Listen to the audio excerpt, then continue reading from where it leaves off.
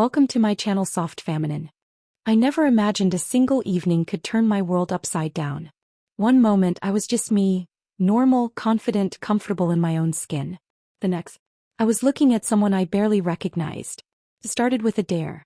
My friends had cornered me in the living room, smirking, whispering, laughing behind their hands. "Come on, it's just for fun," one of them said. "Wear the dress. Just this once." I hesitated. A knot twisted in my stomach. "What? Seriously?" I asked, trying to sound casual though my voice wavered. "Yeah, it's harmless," another insisted, tossing a pastel pink dress toward me. "It'll be funny." I caught it, feeling the silky fabric slide through my fingers. For some reason it felt heavier than it should, charged with a strange energy. I hesitated at first, then shrugged, laughing nervously. "Fine. Just for a laugh." I stepped into the bathroom, shutting the door behind me. My reflection stared back, waiting. My hands trembled as I lifted the dress over my head. The fabric slipped down over my shoulders, and suddenly it was more than a joke. My body felt different. My chest, my hips, my jawline, they all seemed softer, more delicate. I blinked, reaching for my face. My eyes, larger. My lips, fuller. I leaned closer, tracing my cheekbone. Panic and something else swirled inside me. Excitement, curiosity, something I couldn't name. I spun slowly, watching the dress sway over curves I hadn't acknowledged before. Every movement sent shivers down my spine. My breath caught. This wasn't me, or at least, it wasn't the me I thought I knew. I whispered to the mirror, almost afraid to hear myself. "What is happening to me?" The reflection didn't laugh. It didn't mock. It stared back, alive, intoxicating, almost inviting. And in that instant I realized, this wasn't just a dress. It was a doorway. A doorway into a version of myself I had never allowed to exist. And for the first time I was terrified and thrilled in the same heartbeat. The morning after that night, everything felt...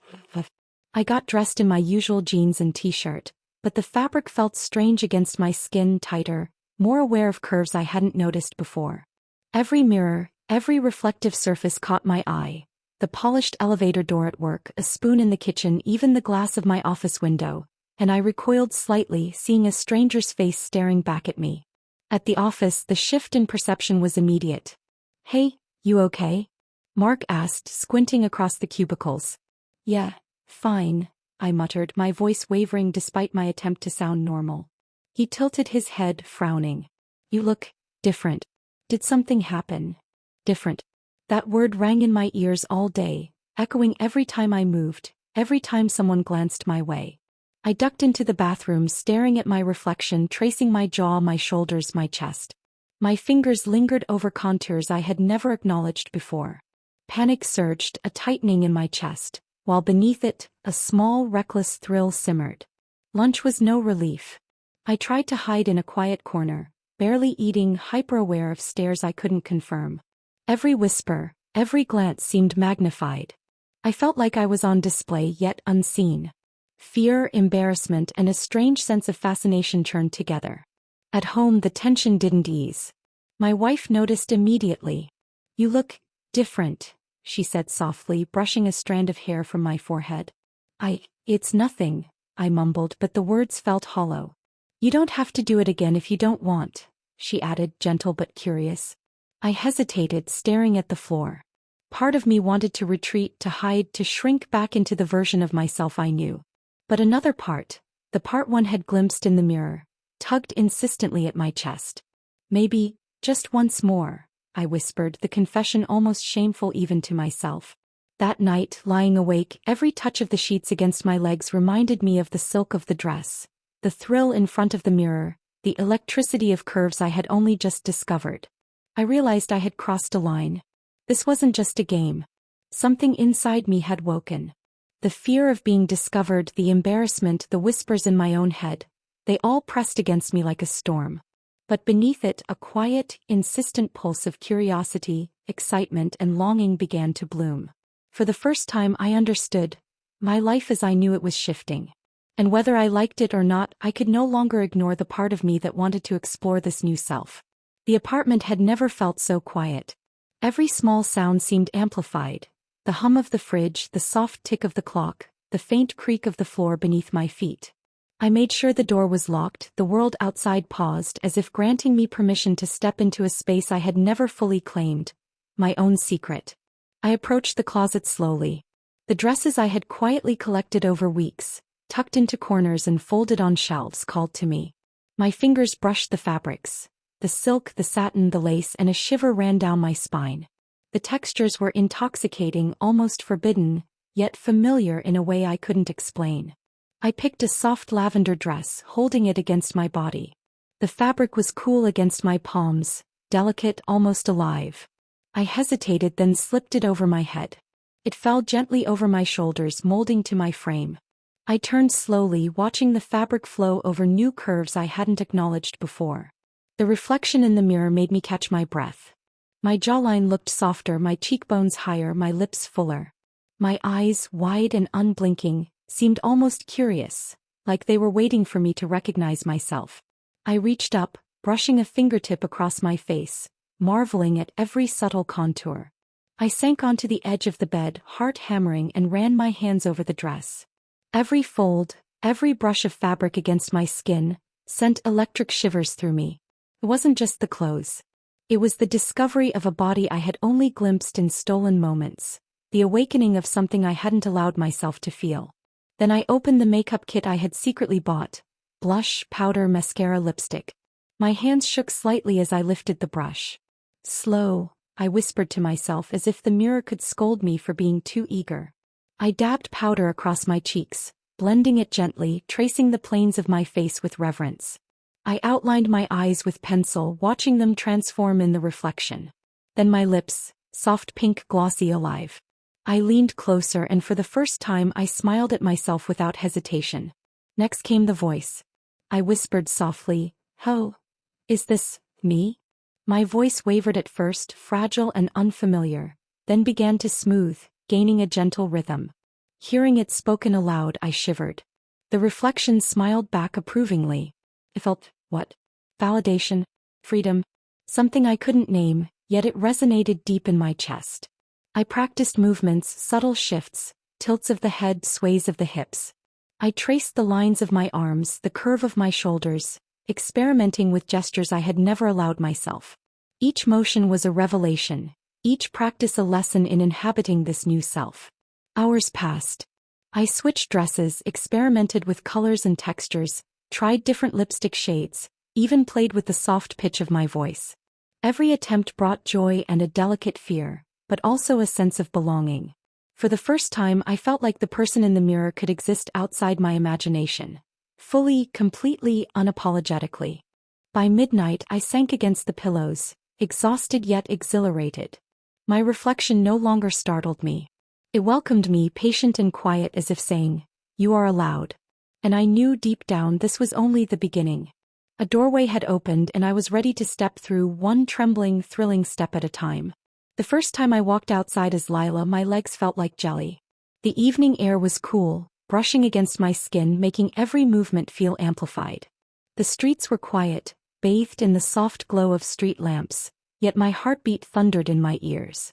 Every step, every sway of my hips, every subtle lift of my chin was new, deliberate, charged with a strange exhilaration. My wife walked beside me, hand in mine, her presence a tether to the familiar. "You don't have to do this if you're not ready," she said softly, voice calm but curious. I want to," I whispered, surprising even myself. We started with a short walk to the corner cafe. Inside, the warm scent of coffee and baked goods wrapped around me, but I was hyper-aware of every glance, every subtle observation. "Hi, coffee please," I said, my voice soft but steady. The barista smiled. "Name?" I paused, caught between my old identity and this new one I was exploring. Then quietly but firmly, "Lila." Hearing it spoken back made my chest tighten in a way I hadn't expected. Recognition, even in such a small moment, felt monumental. "One latte for Lila," the barista said, and just like that, a small but powerful affirmation washed over me. Over the following weeks, my excursions grew bolder. Bookstores, parks, and quiet streets became my training grounds. I lingered in the soft corners of shops, the rustle of skirts against my legs, the gentle sway of my steps, every motion a lesson, every glance in a window or puddle a chance to study my reflection. I learned the subtle art of social interaction. A smile here, a soft thank you there, the tilt of my head, the inflection of my voice. Each gesture, though small, carried a weight I had never noticed. Once, a stranger complimented my blouse, and the warmth that spread through me was electric. I smiled, murmuring thanks, and felt the first true spark of confidence. Even at home, rehearsals continued. I experimented with gestures, subtle shifts in posture, voice modulation, the delicate lift of my chin. Each private session reinforced the growing certainty that I could inhabit this persona fully, without shame, without fear. One evening, preparing for a quiet dinner at a friend's house, I stood in front of the mirror and stopped adjusting anything. The dress fell naturally over my curves, the makeup highlighted my features, and my stance, relaxed yet deliberate, was calm, poised. My wife studied me, a soft smile playing on her lips. "You look right," she said. I laughed softly, a sound I had almost forgotten. "I think I am," I whispered. It struck me then that this transformation wasn't just external. It wasn't about dresses or makeup or even a chosen name. It was about showing up, fully, genuinely, unapologetically. Every glance, every interaction, every whispered compliment reinforced that I could exist in this body, in this identity, and in the world. Confidence didn't come all at once. It grew quietly, steadily, nurtured by small victories and reinforced by moments of subtle acknowledgement. The thrill of discovery was still there, yes, but tempered with a calm certainty. I could be seen and I could thrive. The streets, the cafes, the parks, they were no longer arenas of fear. They had become stages for a version of myself I had only glimpsed in private mirrors. And in each small step, each careful movement, I began to understand what it truly meant to be alive. I was Lila. I was learning to live as her. And it felt magnificent. It happened on an ordinary Wednesday. I was walking home after a late shift, dressed carefully in a soft green dress that hugged my curves just enough to feel natural but not flashy. My confidence, built painstakingly over weeks, was steady, until I felt it. Eyes on me. Not casual but sharp, focused, almost questioning. I froze mid-step. "Is that you?" I turned slowly, stomach twisting. One of my coworkers, someone who had known me for years in my old life, stood there, eyes wide in disbelief. Recognition flashed across her face, mingled with confusion. "Yes," I said, my voice trembling slightly, though I tried to keep it steady. Her lips parted, words failing for a moment. I didn't expect this." Time seemed to slow. The distant hum of traffic, the faint laughter of children playing down the street, even the rustle of leaves in the wind, all faded into silence. My chest tightened. My carefully built confidence wavered. My old instinct screamed, hide, retreat, vanish. But the reflection I had come to know, the Lila I had discovered in private, rehearsed, embraced, pushed me forward. I started this as a dare," I admitted, voice barely above a whisper. "But it became me. Something I can't ignore anymore." Her eyes softened, but uncertainty lingered. "People will talk. It might change everything. Are you ready for that?" I swallowed, feeling the familiar surge of fear. Judgment, whispers, ridicule, they loomed like shadows. But beneath that fear, a calm certainty grew. "I am," I said louder this time, letting the words carry the weight of truth. She studied me, searching, measuring, then nodded slowly. "Then I support you." It wasn't celebration, it wasn't applause. But it was enough. Enough to anchor me, enough to know I could exist as Lila without hiding. Enough to realize that retreating now would suffocate the version of me I had fought to discover. As I continued walking home, each step felt charged with a new power. I could sense the world around me shifting, in subtle glances, in the hum of life, in the soft acknowledgement of strangers. I realized the most crucial choice wasn't about blending in or retreating. It wasn't about hiding from judgment. It was about standing tall, inhabiting this new identity fully, and claiming the space I had earned through fear, experimentation, and courage. For the first time, I felt the pure, unshakable truth of who I was. The fear that had dominated me for weeks didn't vanish, but it no longer controlled me. I was done hiding. I was ready to be her. I was ready to be me. The days after that encounter unfolded quietly, yet each one carried small, profound victories. I didn't announce myself to the world or stage a dramatic reveal. I simply showed up as Lila, fully, confidently, unapologetically. The first morning I left the apartment dressed in a soft teal blouse and flowing skirt, I paused in the hallway. My reflection looked familiar yet completely right. Shoulders relaxed, chest lifted, movements unguarded. I took a deep breath, letting the reflection sink in. This was me. Work was a different challenge. Some coworkers whispered, curious but cautious. A few offered tentative smiles, soft compliments. One colleague leaned over and said quietly, "You seem happier." Happiness. I realized it wasn't fleeting or cautious. It was real, steady, undeniable. Outside of work, the world became my practice ground. Cafes, bookstores, parks. I navigated them with measured confidence. Each small interaction, each compliment, each acknowledgement of my presence built something I had never known. Self-assurance in the public eye. Even at home, the private rehearsals continued, but now they felt like celebrations rather than experiments. I refined gestures, practiced speech, tested styles, and reveled in subtle victories. The tilt of my head, the sway of my hips, the soft cadence of my voice. My wife became my anchor through it all, never pressuring, never questioning. "You're glowing," she said one evening, brushing a stray lock of hair from my face.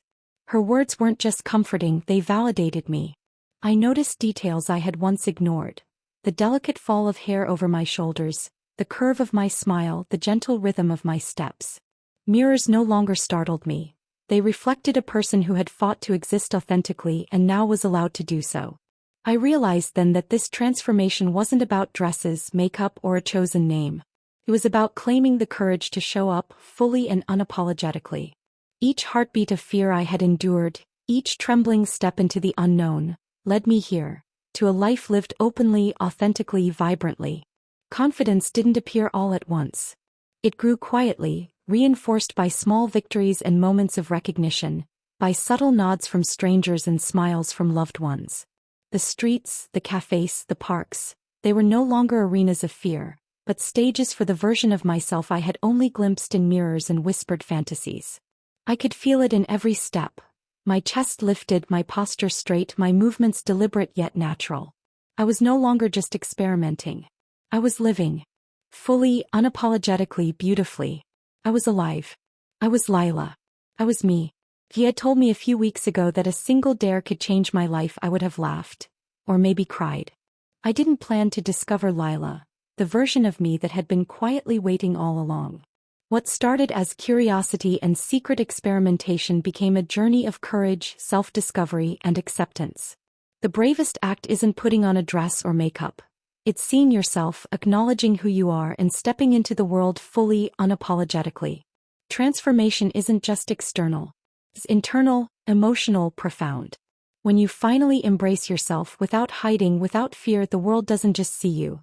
It feels your freedom. I am Lila. I am me. And I am alive.